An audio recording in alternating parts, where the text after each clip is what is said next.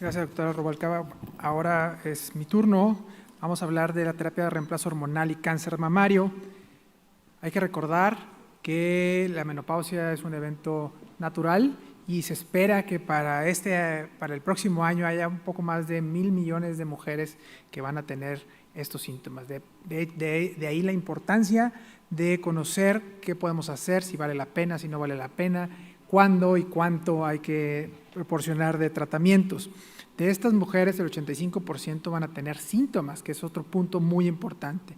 Y todos los que vemos pacientes y que somos médicos de primer contacto, seguramente vamos a tener pacientes que tienen síntomas, ya que la mitad de estas mujeres van a buscar algún tipo de manejo, o van a buscar algún tipo de ayuda, y de ellas el 20% van a esperar más de un año. Esto es, un grupo de mujeres van a estar sufriendo los síntomas y no van a acudir a consulta, pero nosotros debemos de conocer cuáles son estos síntomas. Desde la década de los 70 hasta la fecha, más de 600 millones de mujeres han recibido terapia de reemplazo hormonal de algún tipo, que incluye estrógenos conjugados, estrógenos solos, en combinación con progestina, y esto está indicado para atenuar los síntomas vasomotores, básicamente, y prevenir los déficits cognitivos y evitar algunas enfermedades cardiovasculares, que también esto puede estar en discusión. Aumenta la densidad mamaria y de ahí la importancia de conocer el riesgo que pueden tener estas mujeres para desarrollar cáncer de mama si no tenemos una buena vigilancia. Se ha sugerido que las mastografías de tamizaje en este grupo de mujeres deba ser suspendido por algunos meses antes de hacer una mastografía de tamizaje. Sin embargo, esto no es bien recibido por las pacientes, ya que suspender la terapia de reemplazo, pues van a tener síntomas vasomotores muy importantes y no van a querer suspenderlo, y por lo tanto no van a hacerse las mastografías de tamizaje. Debemos de tenerlo en mente y debemos de sugerir algunos mecanismos en estas mujeres. Hay que recordar que la medicina clínica, lo que todos los médicos de primer contacto vemos, no es una mastografía exclusivamente, o no es una paciente que está tomando terapia de reemplazo hormonal y se hace una mastografía. Son varias variables las que tenemos de tomar en cuenta antes de decidir si esta paciente tiene o no tiene riesgos para desarrollar cáncer mamario, o esa lesión que se está viendo es potencialmente una neoplasia maligna o no. Los síntomas vasomotores son esencialmente lo que ustedes y todos conocemos como los bochornos, son las razones por las cuales vienen a consulta la mayor parte de los pacientes. Sin embargo, hay otros síntomas asociados a la deprivación estrogénica, como son la atrofia vaginal, la incontinencia urinaria. Las pacientes empiezan a perder el cabello y vienen y nos dicen: doctor, se me está cayendo el cabello a puños, ¿qué hacemos? O hay otras pacientes que empiezan a tener hirsutismo, fatiga, por supuesto, irritabilidad. Algo que está muy asociado a los síntomas vasomotores es el insomnio y la depresión, que debemos de tomar en cuenta y debemos de considerar en estas pacientes. Habrá algunas que dicen: es que solo tengo insomnio y no tengo bochornos, o habrá otras que terminan con el psiquiatra por depresión y lo único que necesitaban era un poco de estrógenos. Entonces debemos de tener todo eso en mente cuando démosle tratamiento o cuando decidamos no dar un tratamiento de terapia de reemplazo hormonal en estas pacientes. Hay ciertas indicaciones aprobadas por la FDA para dar la terapia de reemplazo hormonal. Por supuesto, los síntomas vasomotores y entre ellos los bochornos es la indicación más común y más aprobada para dar este tipo de tratamientos. También la prevención de la pérdida ósea, específicamente en mujeres jóvenes que por alguna razón están recibiendo tratamiento de deprivación hormonal, como aquellas que tienen cáncer cervicuterino en etapa localmente avanzada y tienen menos de 40 años y les damos quimioterapia, radioterapia o cirugía, y pues bueno, van a tener pérdida ósea importante. El hipoestrogenismo prematuro, como lo que comentaba, aquellas mujeres que van a tener o que tienen cáncer ginecológico, o aquellas mujeres que tienen una variante patogénica de BRCA y que les tenemos que hacer una cirugía reductora de riesgo. Pues bueno, hay que ver qué les vamos a hacer a estas pacientes. Y por supuesto aquellas pacientes que tienen atrofia vulvovaginal y sequedad vaginal importante, que les imposibilita una vida normal. Hay diversos estudios que han mostrado que quizá el uso de estrógenos solos no incrementa el riesgo y que la combinación, como ya comentaba la doctora Milagros hace rato, que los progestágenos son la hormona maléfica, bueno, es la que se asocia a un incremento en el riesgo de cáncer mamario específicamente. Esta es una imagen del WHI, donde se compara básicamente el uso de estrógenos únicos con estrógenos con progesterona, donde sí se observa un incremento en el riesgo de algunas condiciones como son tromboembolismo pulmonar y por supuesto cáncer mamario.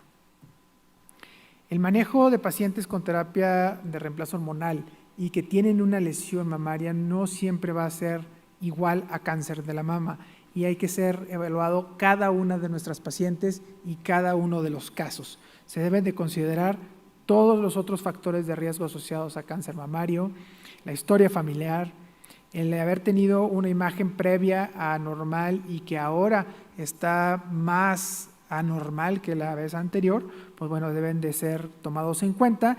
Y algo que también es bien importante es que retrasar la terapia de reemplazo hormonal por unos cuantos meses no va a empeorar ni la calidad de vida de los pacientes ni el diagnóstico temprano del cáncer mamario. Hay que individualizar cada uno de nuestros casos, cada una de nuestras pacientes es independiente de la que previamente vimos y que debemos de evaluar de manera específica. En las pacientes con variantes patogénicas de BRCA1 o BRCA2, la evidencia actual es que no hay un incremento en el riesgo de cáncer mamario. El uso de terapia de reemplazo hormonal en aquellas pacientes que se les hizo salpingoforectomía bilateral por riesgo de cáncer de ovario, podemos con cierta confianza darles terapia de reemplazo hormonal y este estudio prospectivo de corte donde muestra justamente que a un seguimiento después de 7 años no hay un incremento importante en el riesgo.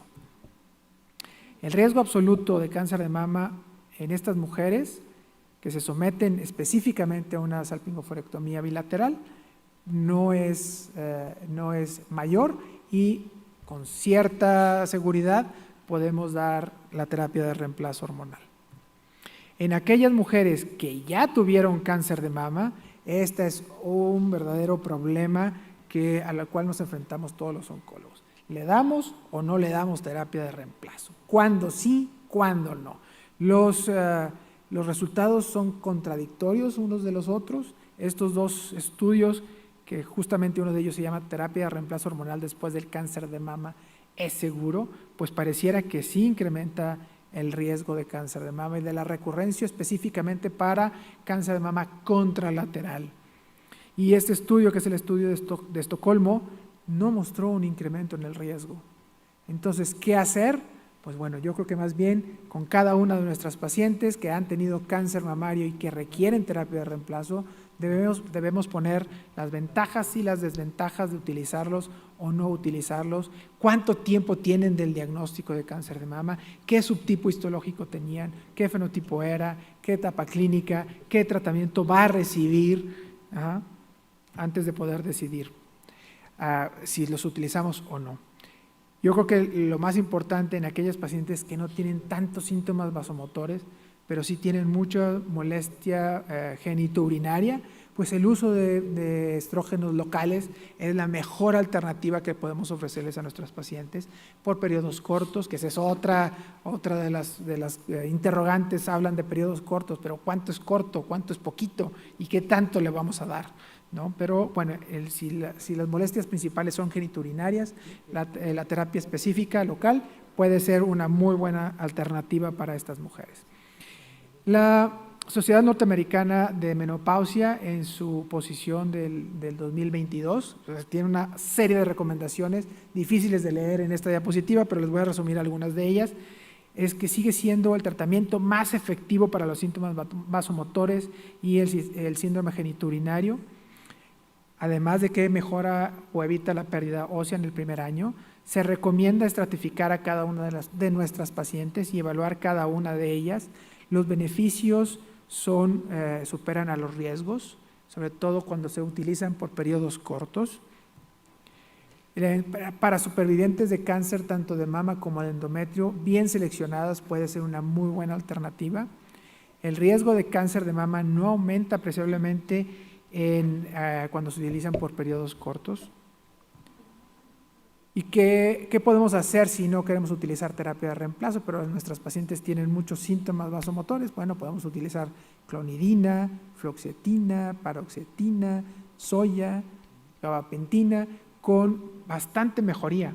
Obviamente tienes que ver los efectos secundarios de cada uno de estos medicamentos, porque si es una paciente que dice mi actividad diaria es manejar algún instrumento de riesgo, pues no le puedes dar gabapentina, porque uno de los efectos secundarios más importantes pues es el sueño. Entonces imagínate, si es un chef y se corta, pues bueno.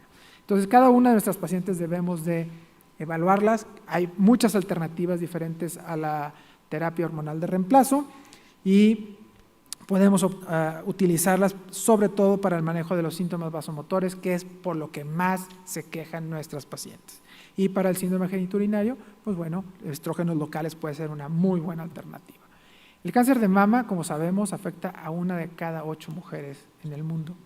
En nuestro país es algo similar. Comprender el posible efecto de la terapia de reemplazo en el riesgo de cáncer de mama es de gran importancia para todos los médicos de primer contacto, como somos todos nosotros. Puede existir diferencias potenciales en los diferentes efectos de cada uno de los tratamientos que vamos a ofrecer. Estrógenos solos, estrógenos conjugados, combinados con un progestágeno o estrógenos con un SERM, pues bueno, cada uno de ellos van a tener ciertos impacto en el tejido glandular mamario y van a tener cierto riesgo para desarrollar algún tipo de neoplasia. Así como las diferentes formulaciones y el momento en que se inicia y el tiempo que se utilizan estos tipos de terapia de reemplazo son fundamentales para poder ver qué riesgo va a desarrollar o qué riesgo va a tener esta paciente en desarrollar una neoplasia maligna de la mama. Muchísimas gracias. Les dejo mi correo por si alguien quiere alguno de estos artículos. Les recomiendo este artículo. Este artículo es de acceso libre. Entran a la Sociedad Norteamericana de Menopausia y lo pueden bajar. Es amplísimo, son casi 30 páginas de recomendaciones. Está muy, muy bueno, se los recomiendo.